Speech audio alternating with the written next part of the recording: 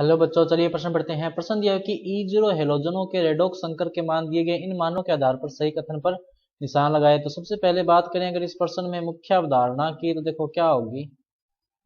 मुख्य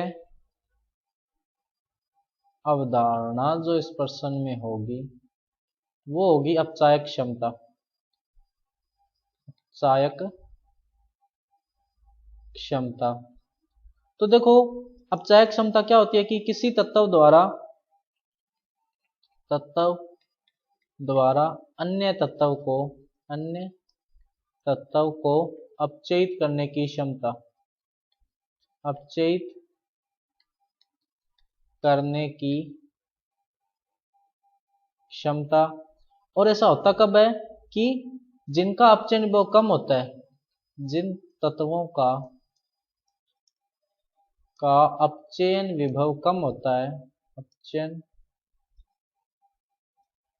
विभव कम होता है, वह प्रबल अपचायक होते हैं।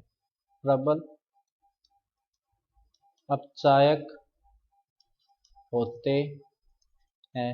तो यहाँ पर जो अपचयन विभव दिया हुआ है उसके आधार पर अपने देख सकते हैं कि सबसे प्रबल अपचायक देखो कौन होगा, आयोडीन। उसके बाद में कौन होगा, ब्रोमीन। और उसके बाद में कौन होगा, क्लोरीन। ये क्या होंगे, सबसे प्रबल अपचायक होंगे यानी इनका।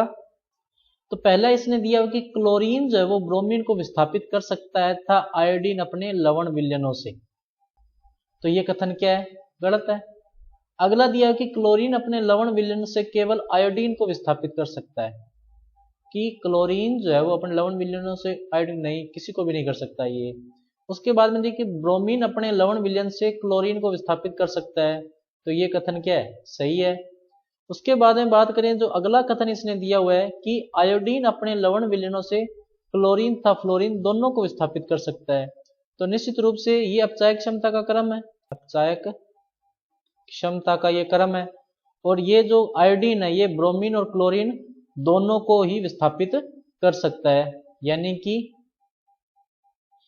सी भी सही है और डी भी जो आपका कथन है वो सही है। तो सही कथन कौन सा होगा, सी और डी।